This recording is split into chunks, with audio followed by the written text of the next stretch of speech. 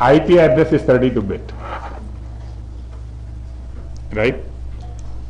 And in the beginning, when they gave out the addresses, there were only 4 universities, and they decided to give out 7 bits of network, and then the universities could select 2^24 addresses themselves. Your question. Did they take advantage of the 0 thing and do like the tree coding? The tree kept growing. The tree kept growing. They started ABC and then ABCD. Nobody really wanted B and C anyway in the beginning. So all the big universities are not the big university. All the initial universities had A grade, A class. Then the other universities came in, they got B class. Then people started getting C class, the companies. And some countries have only C class now, whereas some universities have A class. They kind of the Hoffman coding, like the Hoffman encoding of the prefix. Yeah, okay, yeah. The question is the prefix encoding. Yeah, the prefix encoding was done deliberately that way from the beginning. So that the coding here is that if the first bit is 0, then it is class A, then you don't look any further. If the first bit is 1, then you have to look for one more bit. If the next bit is 0, then it is class B. And then if the next bit is 1, then you have to look more. Third bit is 0, then it is class C. If the third bit is 1, then it is class D, and so on and so forth. So this is, he says, Huffman encoding, and that is one common method of encoding the headers, such that you know how many bits to look before you can decide what the class it is.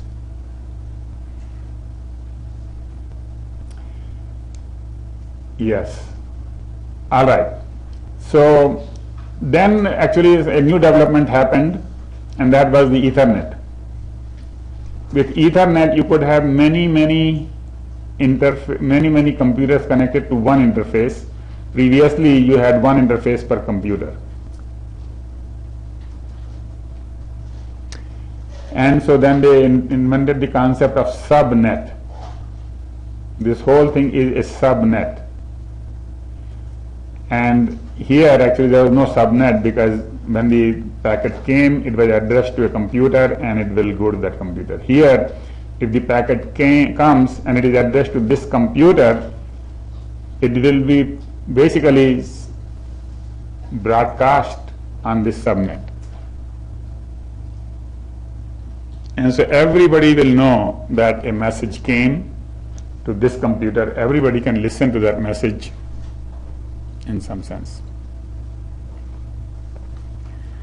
So subnet is one Ethernet, right? Okay. So let's revisit the addressing. Each network has a prefix. So this network has a prefix 128.10, and assume that this is 16-bit. This could be less than 16-bit, but let's say it is 16-bit. Then all addresses that have the first 16-bit like this belong to this network. This one is another network which has a prefix 128.211, 16 bits. So it will have many computers which start with 211. This will have many computers that start with 128.10.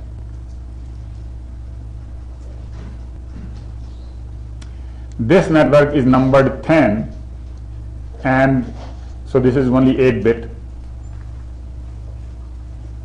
Right? What class is this? A class.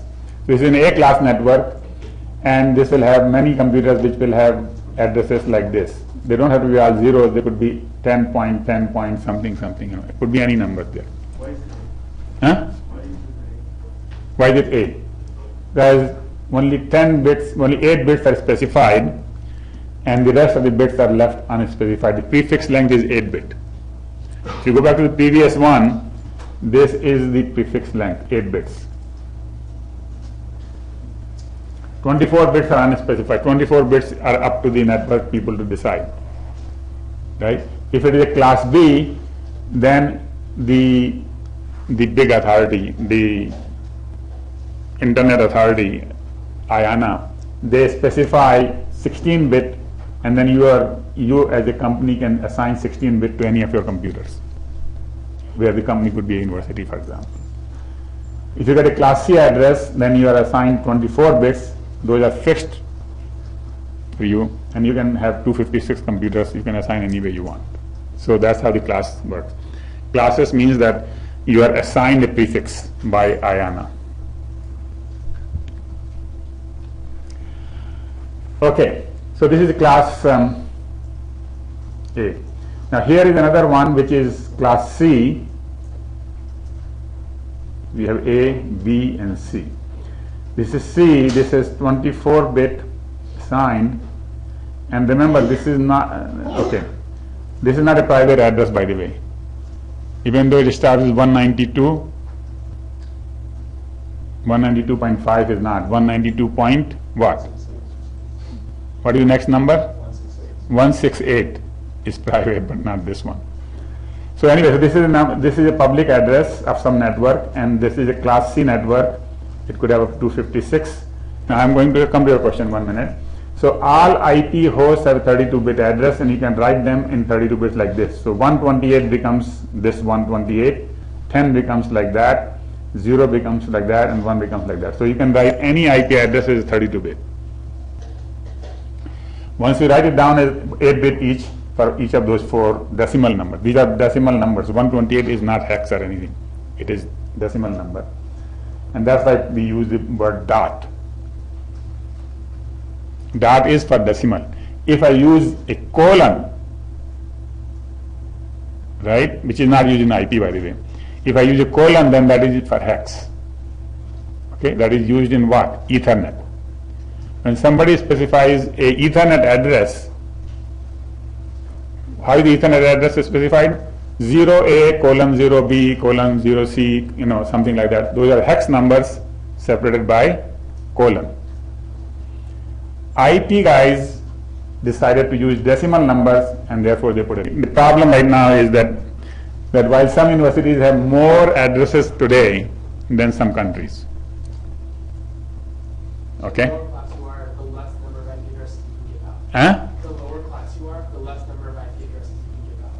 Yeah, the less number of IP addresses. Now you cannot even get class C. I think class C would be difficult, so we can get one address. So the thing is, IANA gave some addresses to AT&T, and when I get a DSL connection from AT&T, they give me an address, and they don't even give me that address permanently. They give me dynamically.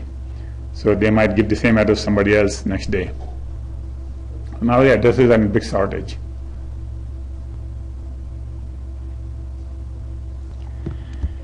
All right. So going back to this, so each network has a prefix which was given to them by IANA, and the network manager can give the addresses out to its computers. So this network manager can manage 2 raised to 24 addresses. This can manage 2 raised to 16 addresses, 2 raised to 8 addresses. And when the routing is done based upon the prefix. So when a packet is coming from here, and this router will have an entry which says any packet going to 10 has to be given to this side. So it will not match the whole address, 10.0.0.49, it doesn't care. As long as the first byte is 10, as shown here, at least in this case, there is only all addresses beginning with 10 and a prefix, basically of 8-bit will go here. For this router, all addresses which have 192.548 first 24-bit like this will go here, and so on. That's why there is a prefix match. So I have a question for you. What is the entry? What are the entries? 2 entries in this router. There are 2 entries in this router. What is the first entry and what is the second entry? No, you. The 2 prefixes,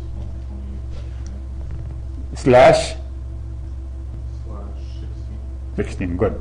And the other entry will say 128-211/16. So if it is matches these 16 bits, it will send it that way. If it matches these 16 bits, it sends that way. Good. All right. So all of these hosts, So that's how the network basically saves the number of entries, because if it kept one entry for every host, it will be just too many entries, right? So it just keeps a prefix. So let's talk about subnetting. So all the hosts on a subnetwork have the same prefix, and the position of the prefix is indicated by a subnet mask. So this is subnet mask. Now generally speaking, the subnet masks are always a bunch of ones followed by a bunch of zeros. So that is just like a prefix before, where you can say slash so many bits. But you could have, if you wanted to be crazy about it, you could put a 0 here, and that is a valid subnet mask. And you could basically design your network so that when that one ended with the address matches the entry, it goes there. Although, so as I said, subnet mask is a more general form than a slash. With a slash, you could not put 0 in the middle someplace. With the subnet mask, you could divide the network addresses in a different way. Is that difference is clear to everybody?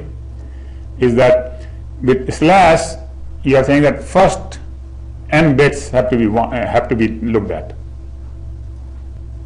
With subnet mask, you could say, well, I want to look at first 8 bits, then I don't want to look at the 9th bit, then I want to look at the 4th bit, then I don't want to look at the 7th bit. So you could be very selective about which bit you want to look at. Yeah. When you say slash 24, does that mean the first 24 bits are 1? First 24 bits are actually going to be looked at, which if you are going to do with net mask means first 24 bits are 1. So first from the right? From the left. The left? Yeah, everything is from the left. So first 24 bit would be 255.255.255. That's what you generally see in your computer. If you see your net mask, generally you will see 3 255s. Right? That is first 24 bit. That is normally the size of most subnets. The first 3 parts the same? Is it the same subnet? So the first 3 bytes are same for everybody in that subnet. Anywhere else, it's a different subnet. If you go to different subnet in your same networks, for example, here's the thing. Some of you might have more than one router in your home. Okay? In that case, you have more than one subnet. And on the first subnet, you might have 192.168.1. On the second one, you could have 168.2. Third one, 168.3 or something. It's arbitrary how you divide that thing. So you could use different net masks and so on and so forth. Right? In my home, for example, I have multiple subnets. So the thing to understand is that this is how the subnet mask works, is that you have a mask bit which does not have to be all ones, but generally is all ones up to a certain point, and then all zeros. So you take the address, and it with the mask, whatever comes out is what you will match with the entry. Yeah. Why would I won't have multiple subnet masks? Oh, why you will have subnet mask? Okay, so here thing. Even in the home there is protection that I want guests to be able to use that part. I want me to be able to use that part. If you have protections like that, then you want to have different subnets. The other thing is like different internal IPs. Those are internal IPs. Yeah, those are internal IP subnets. Those are internal IP subnets. They're all private, but for example, I may not want the guest to be able to reach my server. They can reach a printer, but not a server, right? So if you want to do that, then the only way to do that is to have a different IP subnet. In fact, some routers even allow this possibility that you can have several wireless networks, one that can reach your server, and one is a guest wireless, which doesn't allow you to reach anything. You can just go to the internet directly. Yeah, question? You had a question, Subha? No, you have a question? Yes, so this address on this line is the destination address of the incoming data. Yeah. So we only look up the destination address, we never look up the source address. Because we are only interested in where the packet is going, we don't care where it came from. Not in IP. In Ethernet we will in the next chapter. So after a while, it became clear that one reason why we have this shortage of addresses is because we gave classes. We gave people 2 raised to 24. We couldn't give them 2 raised to 23. 9 bits prefix is not allowed. Well, not allowed before. So they said we will allow any prefix length.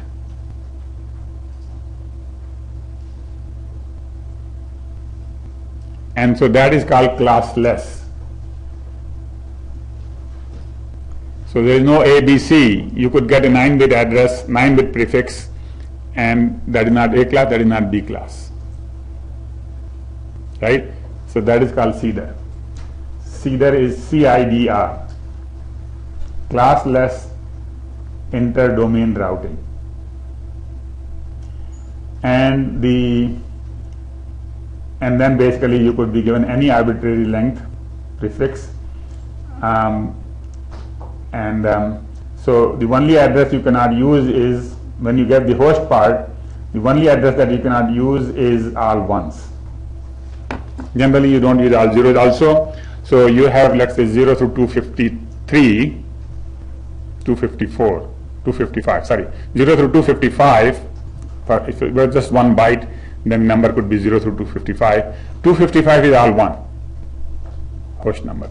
That is for broadcast. That means everybody in the network gets that packet. So that address cannot be assigned to a host. And 0 is generally not assigned either, because 0 is all zeros, null address. So the only address we assign is 1 through 254, and 1 is, now you could assign any of one of these 1 through 254 as your default gateway. And some of you have seen number 1 being the default gateway. You could have number 254, you could have number 2, you could have any other number as a default gateway. Right? But you have 254 addresses, not 256.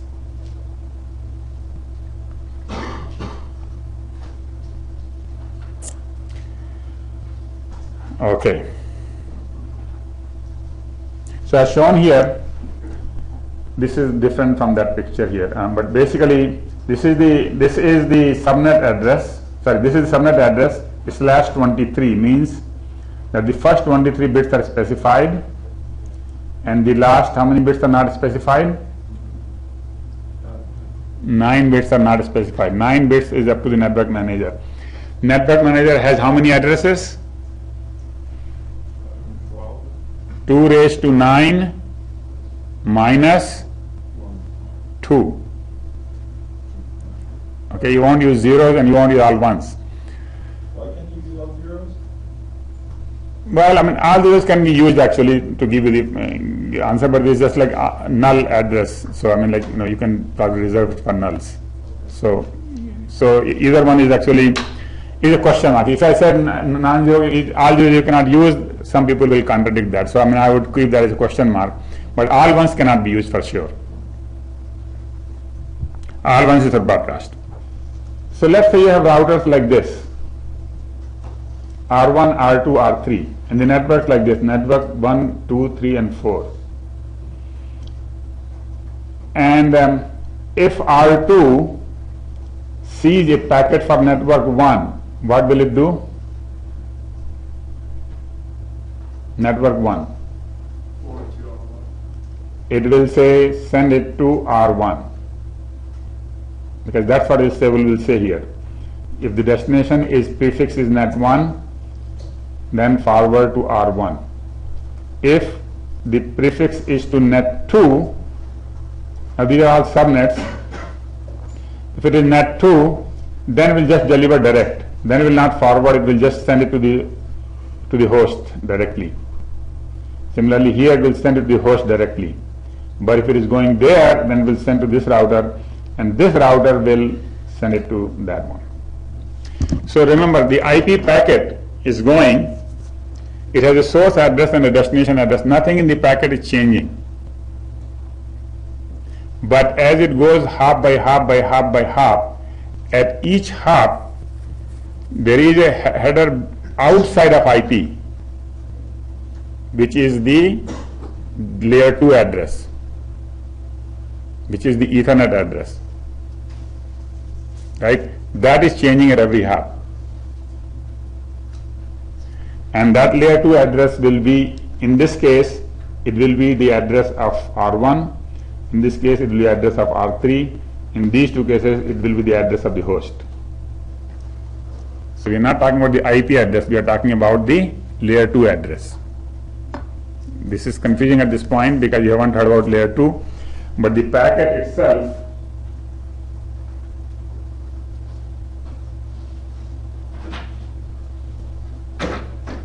looks like following.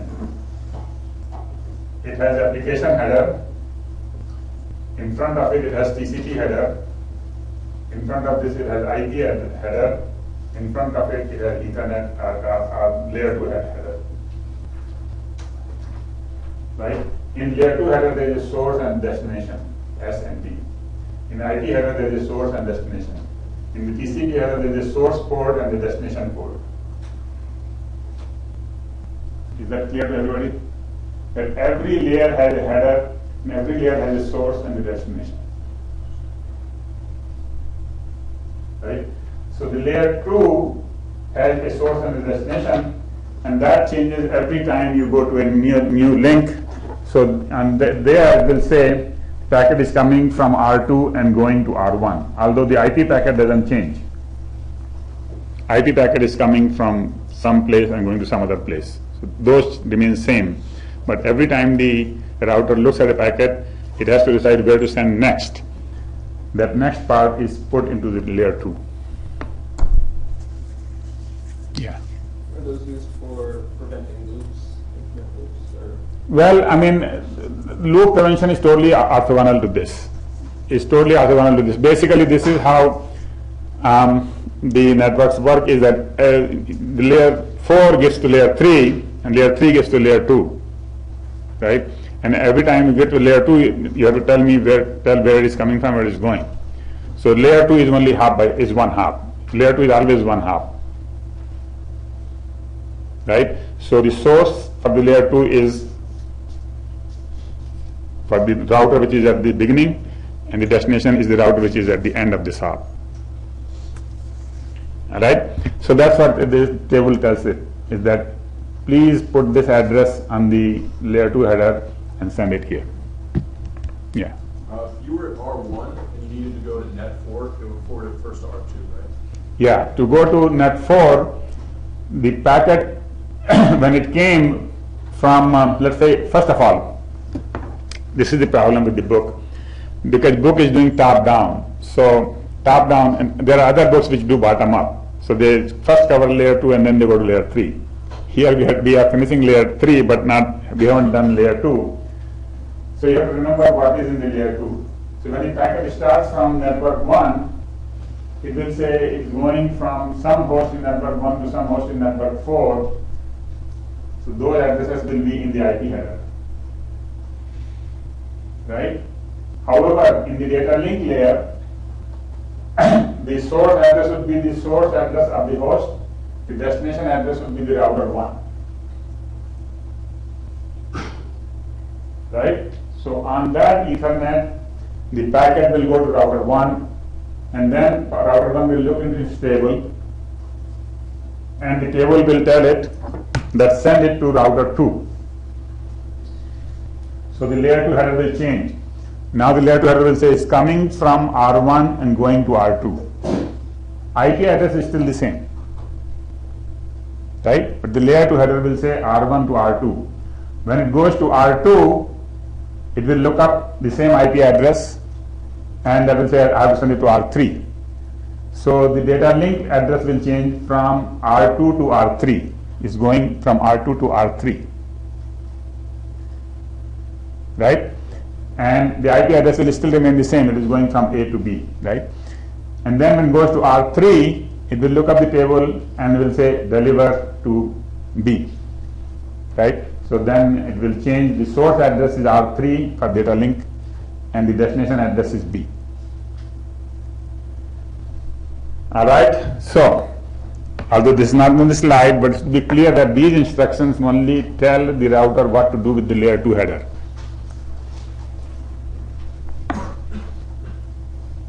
The IP header doesn't change. Actually, it changes in one field, which we have not discussed here, but that field is called time to live. Let me go back to that field. There is a field in the header called time to live. Actually, should be called hops to live. So you start a packet and you put a number 8. That packet will go only 8 hops. At every hop, that field is changed by 1, decreased by 1. And when that field becomes 0, the packet is thrown away.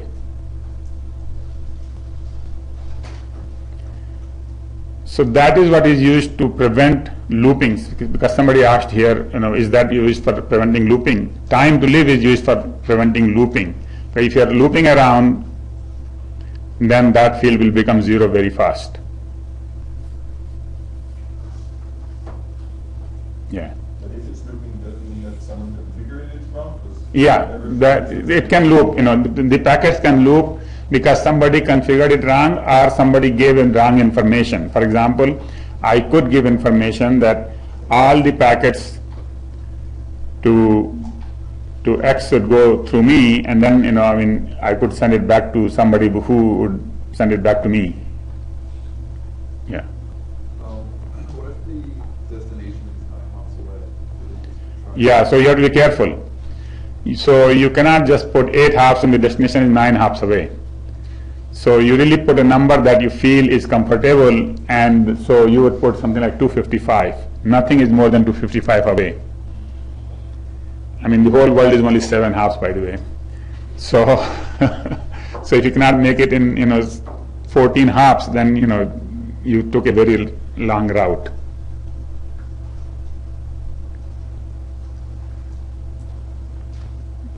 Okay.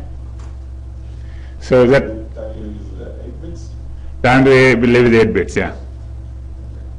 But it is decremented at every. The reason I brought to this slide is for 2 reasons. First, somebody wanted to know how the looping thing is detected, and second thing is, when I said that the IP address is not changed, IP header is not changed, and I felt that I was saying something wrong here. The IP header is changed, but not the addresses. TTL is changed at every hop. Yeah. What do you mean the whole world is only 7 hops? The whole world is only 7 hops in the sense that if you really went by the shortest route from here to China, Germany, any place, you can get there in 7 hops. Shortest route. So what if you have like 6 routers inside your own subnet? Of course. then you. I'm not talking about those special cases. Yes, of course. So that is not something which is guaranteed. I'm just saying that if you, let's say, you didn't have 7 hops in your home, you got out of your home, then you go to AT&T, then AT&T can get to its provider and then get down to China and then deliver it. So this showed us that things are not that efficient. Yeah, right. So this is not necessary. You don't always take the shortest route. And it's quite possible that when you go to AT&T may not just take it and send it to outside. They might go 10 hops in their network, and then AT&T gives it to somebody else. They go in their network for 10 networks. But so statement about 7 hops is false and true. In some sense, it's true because if you really took the shortest path, so maybe 7 networks you are passing through.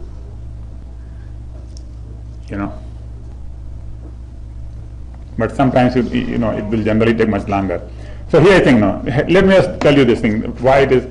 Just to do trace route to Google, it will come out with 13 or 14 hops. Doesn't matter from wherever you do it. So it's right there, it is false, right? How come the world is 7 hops and Google is 14 hops? The idea is you don't take the shortest route.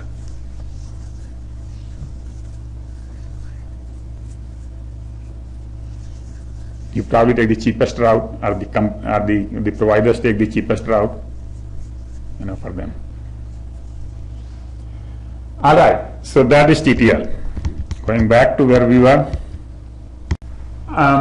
Forward and deliver. Actually, see, the thing is, yeah, I mean, it's almost the same. I mean, I don't see the difference between this one. So so to tell you the fact, the table doesn't say forward and deliver. The table is already shown before. I mean, you have the table. Table is here, routing table. Right? It doesn't say what to do, forward and deliver. All it says is that this is the next hop, and this is the interface, right? And so in this case, let's look at this address, for example. This is a deliver. What it says is that basically, if anything is 192.168, then just use that interface and drop it right there, period. It's on the Ethernet. All 250, all the addresses, they just go right there. This one is different. In this case, my computer actually has the address 106 and 108, but this is a router in the network. This is different, outside of my computer. So this is more like forward, right? Although it doesn't say in English forward or deliver, but basically what it is going to different computer. So it says if some addresses don't match any of these, and they somehow finally match with this, everything will match with that. So then they will be sent to 192.168.0.1, which means the router, and then the router will look it up and do similarly other way around. All right. Any other question?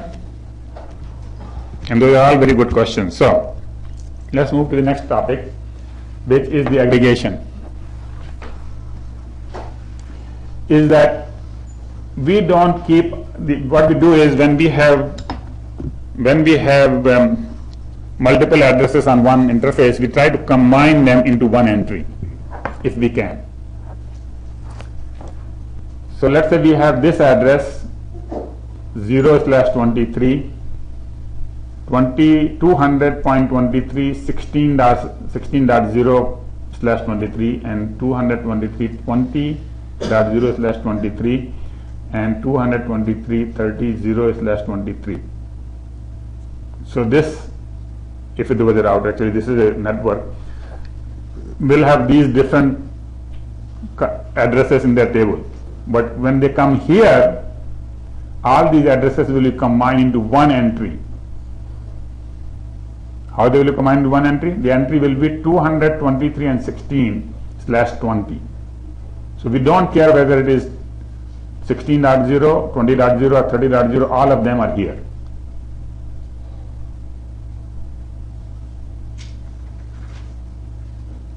Okay? So this is called route aggregation.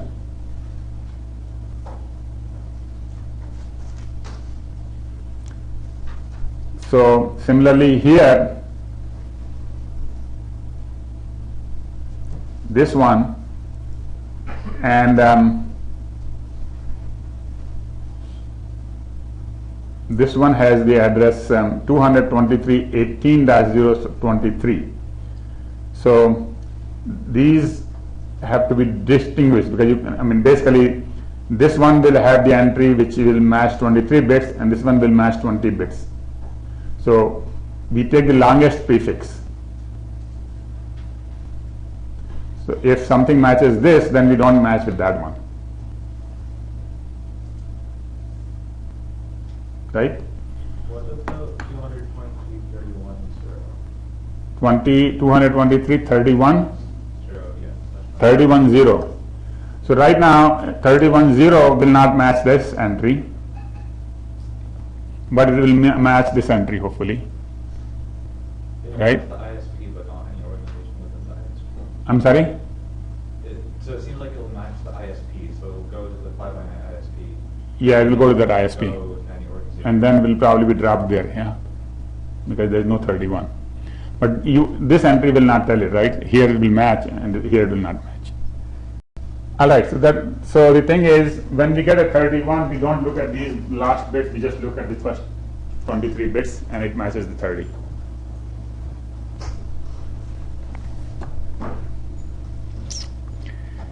So the key part, this part was actually the key was other way around, is that given the addresses, can we find a common prefix? So that's what we will do, is that if suppose somebody gave us some addresses and we write them down, and then we see where is the common number and where the difference starts, right? Whatever is the common part, that is what we specify as the aggregated prefix. Yeah. What is this aggregation being done? Or at every basically two places it is done for sure. One is done when we talk about BGP and all that. So when you want to decide where to send it, and you could do it every router, but you generally do it for sure when you exit a ISP. Because when you do exit an ISP, then you decide which ISP to go to, which costs money, real money. And so you really have to have tables which go by these things. The question is the goal is to find the longest aggregation. I'm sorry, you could always find the... Theoretically, you could decide, oh, I will have one big aggregation. So we will have two options, everything will go in. Oh, all right, okay. You're saying that we could just call it 200/8. Yes. Rather than 223.6.16. Yeah, you could do that, and this will pass the test. But what will happen is many of these will be exceptions. So as long as you don't have too many entries table like that. So the thing is, you will have 8-bit matching 200, and all of them will go here. But there might be other addresses which are somewhere else, and so they will have entries too, and they will match for their addresses. So we want to find the longest possible. If possible, right now. So right now what we are doing is, we are saying that when you want to aggregate, do the longest prefix, because we know for sure that most of things which are not in this are not in this direction. Now private addresses. We have gone through the private addresses before. Now we are going to go one more time. And you have to remember now much more clearly that the private addresses are anything beginning with 10, anything beginning with 172.16, first 12 bits only, not first 16 bits, first 12 bits. And so that could be 172.16 to 172.31. And then anything which has the 192, 168. Okay, so if I give you a different address which is not 168, that's not private. 169 is not private, 167 is not private, only 168 is private. So the question is that if you don't have a DHCP server, then suddenly the computer automatically assigns the 169 address. Where does that come from? Obviously that cannot be a public address, right? And so they might have reserved some address in that range for some particular purpose. I have to see that one. All right, but here you think though, 172.17 is a private address, right? 18, 19, 20 up to 31, but 32 is not.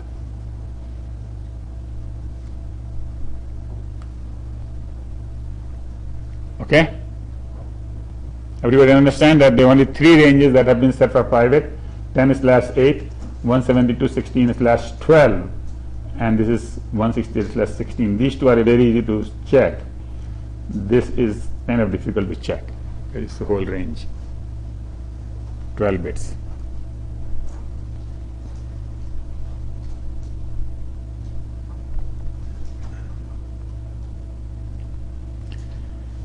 And we already know why the private and public addresses. Private addresses have to be kept in the network, only public addresses can get out on the internet, and we need a device in between which is called Network Address Translator, NAT. We talked about NAT earlier.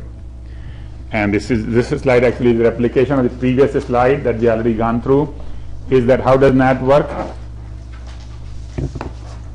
NAT takes all the in packets going out, changes.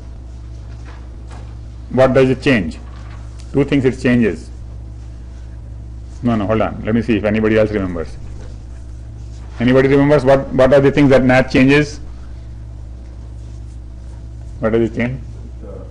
Private address to a public address and a port to a different port. Yeah, so it changes the source port and the source address. Source address is changed to a public address, and source port is changed to any random number which is not used so far. On the way, it changes the allocation. And then it comes back, it looks at the destination port, and destination address is obviously the public address, so it changes this destination address to the local address, private address, and the destination port to the port which is remembered in the table. So it changes the source port and the source address. The only problem with NAT is that if you haven't talked to somebody, they can't talk to you. So it's only outgoing access, not incoming access. If you want to do incoming access, then you want to register that port with the NAT box already, so that there is permanent table registered for you, that whenever somebody sends a destination port of this value, like 8081 or something, it should be sent to this private address. Yeah. How does it work for you? How does it work for UDP? Same thing. Source, exactly the same thing. This is independent of TCP and UDP. How does it know to send back? It remembers the table? What does it say? That's timeout. Yeah, so the question is, TCP at least there is a connection setup and connection tear down, and in UDP there is no connection setup. The answer is, it is exactly the same for both. In TCP there is a connection setup and tear down, but the NAT box doesn't look at those messages. So it's timeout. Everything is by timeout. Yeah. For one of these countries that you say has a class C, do they have a massive NAT on the entire country? I don't know. See, I'm just making up the problem bigger than it is.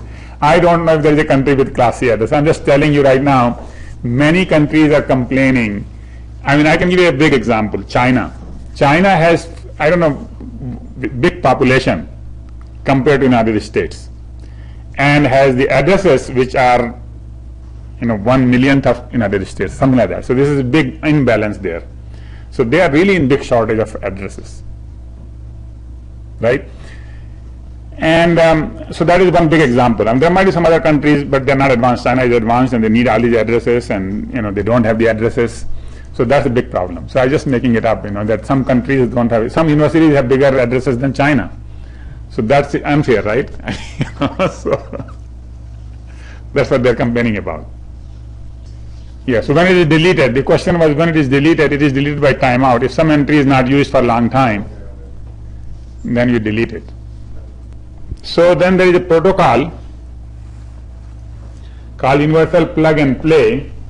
So first, people said we can manually program. So you can go to the router and say, well, anytime this uTorrent port number comes in, please send it to me. Right? So you can program your router for a particular port to go to a particular computer. But that was manual and too much work. So they said, why don't we write a protocol so that any computer can send a message to the router and say, please put this port number for me. And that is called plug and play. UPnP, Universal Plug and Play. Any host can request the NAT that I am expecting some packets from outside, and this is the port number on which they will come.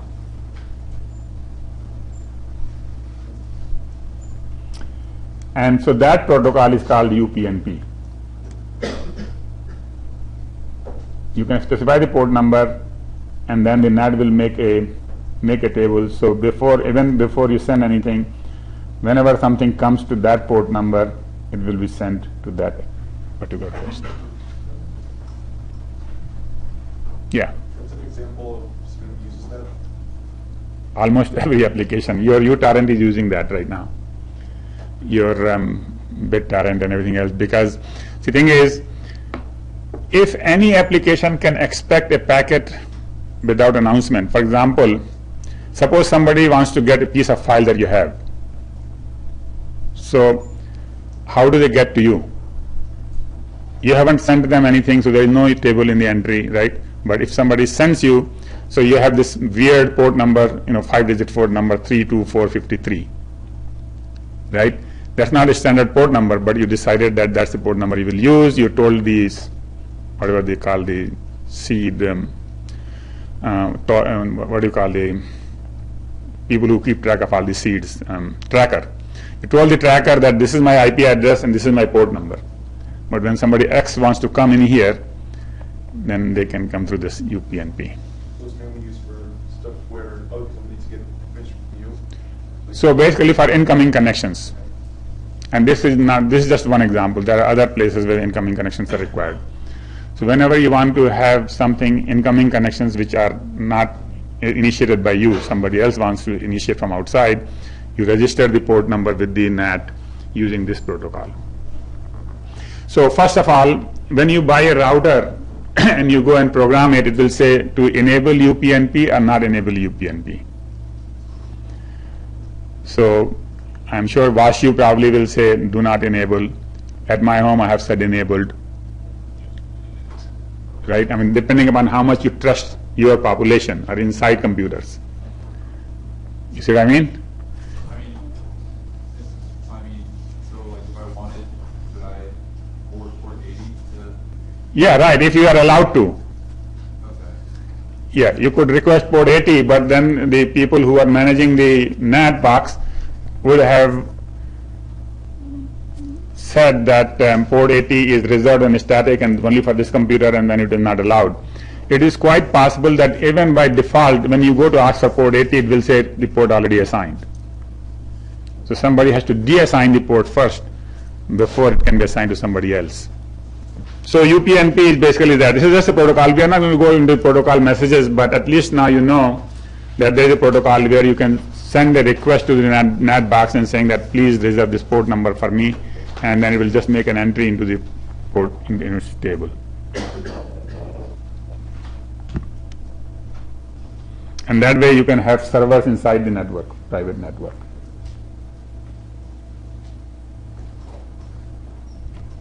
So the thing is, this thing will work only as long as your IP address remains the same. So I mean, like when you went to the tracker and said, well, here's my IP address and here's my port number, people will come. If your IP address changes, all bets are off. Okay, so The address of the NAT changes. the one that AT&T gave you. So the solution to that is to not give out your IP addresses. For example, I have a dynamic IP address. So when I give it out to anybody, I don't give them IP address, I give them the name. Dynamic name, sorry, my name, which is not dynamic actually. And so the name for my host is jain.homeip.net. Okay. That name is fixed. AT&T can change the number, but every day what happens is my router goes to dynip.net. Okay, over there reserves that name, says if anybody is looking for this name, please give them today's address. So every day their new address is registered with there, and anybody who wants to reach me can reach me anytime. So mine is almost like a static address.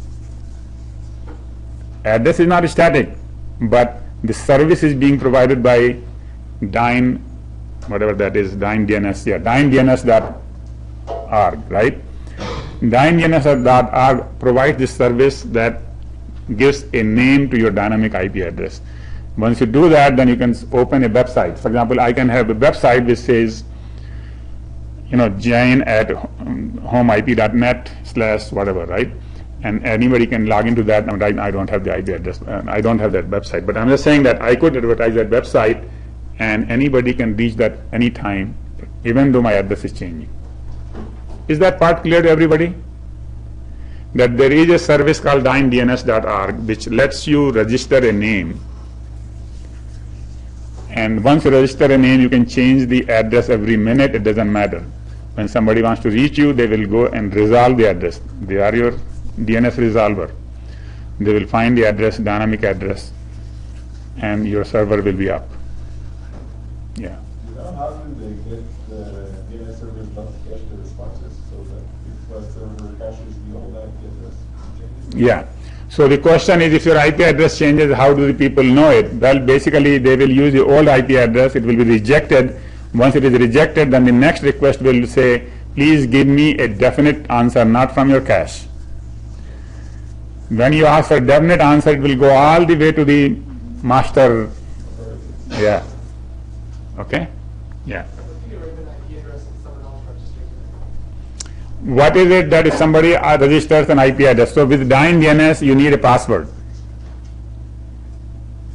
So you cannot just go and say, well, here is the jain.homeip.net and here is my IP address. I have to go there, I have a password and username. What if you get rid of an IP address, like you give it out, and then someone else uses that IP address regarding the cache? Yeah, right. So what will happen is, for a short while, they will get the packet, but they will not know what to do with it. They can, if it's like a web server, they can answer. Well, here I think, I mean, so they will get, suppose it is my web server, so they will get some web request which says, please tell me what is your lecture for today, and they will not know what to do with it. Right? But there's another perspective. AT&T would not use the same address for two different NAS. Now, hold on. They can. They can, but generally they will recycle after 24 hours or maybe 6 hours or 2 hours or 1 hour. Minimum time they will put so that, it's not that some connections are going on and suddenly they change in the middle of the connection and then now everything is going other way. So generally here is the thing though. This is the normal rule for DHCP. Actually we are on DHCP already. DHCP gives out the address for a day. But before the day is over, you can go back and renew it for another day. And it will preferably give you this previous address. So you can keep renewing every day and you will get the same address. If you turn off your router for 1 day or 2 days and then go home or go on vacation and come back, right, you will get a different address. But generally, if you don't turn it off, you keep the same address. Okay? All right, so let's go back to DHCP. DHCP is the Dynamic Host Control Protocol, and that is the one that is used to give you the temporary address that you need. It is used for both private addresses as well as for public addresses. Inside the home, you have a DHCP server because you want the computers to be able to connect anywhere, any place. When you bring to the office, they need 128 dot something something address. When you take it home, they need 192 point something. When you take it some other place, they need 172 point something. So people don't program any address in the computer. They leave it to figure it out. When they go there, first thing they ask is there a DHCP server here? If there is a DHCP server, it gives you the address for that network. So you are connected. You take it home, same thing will happen. It will say there is a DHCP server here. Get the address and that will work there. So you cannot really put any fixed address in your computer anymore.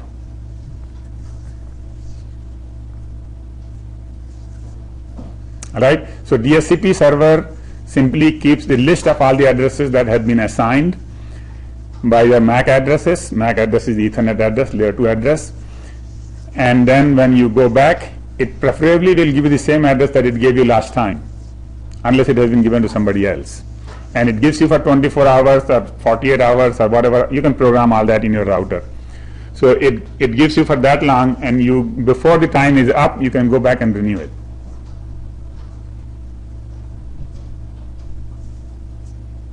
Alright, so let's see, we finished everything on this slide. Dynamic Host Control Protocol allows host to get an IP address automatically from a server. Do not need to program each host. Each host has a lease time, can reuse a limited number of addresses, and the host broadcasts, is there a DHCP server here? And DHCP server. So how do you find a DHCP server? That's a multicast address. So So you send your message to that multicast address,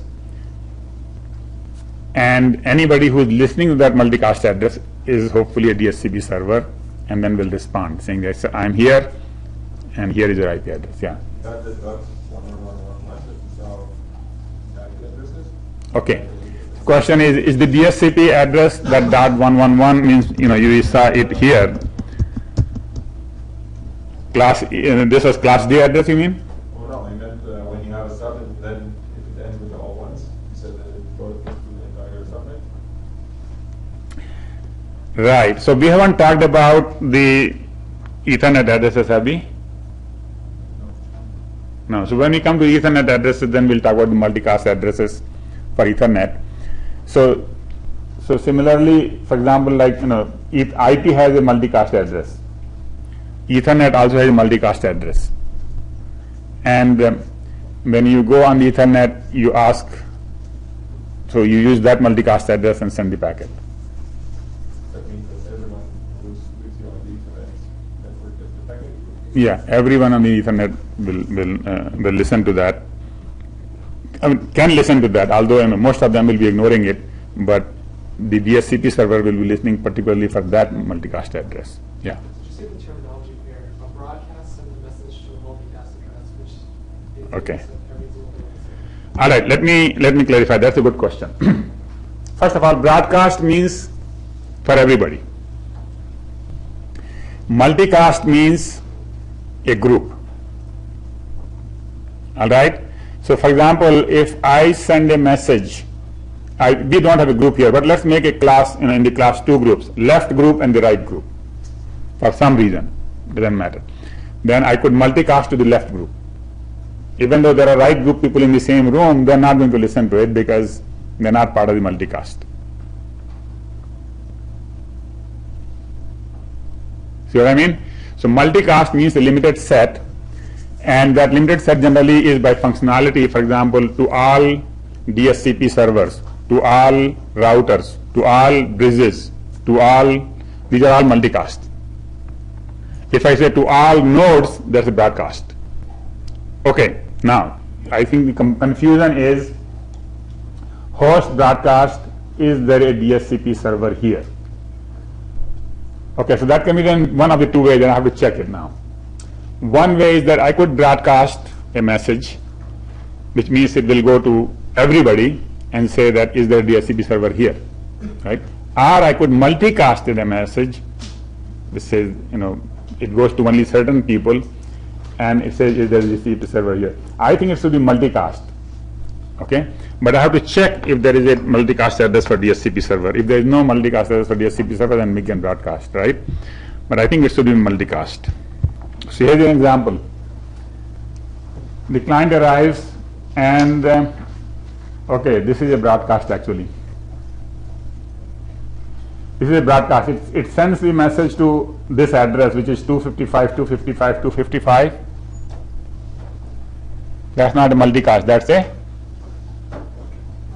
broadcast. And it says, whatever it says, is there a DHCP server?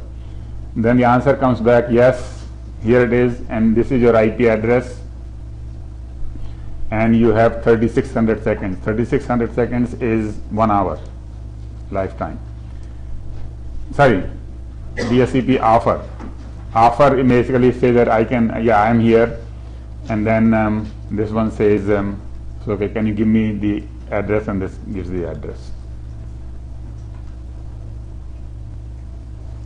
Okay? So this is actually broadcast address, not multicast address. Continue.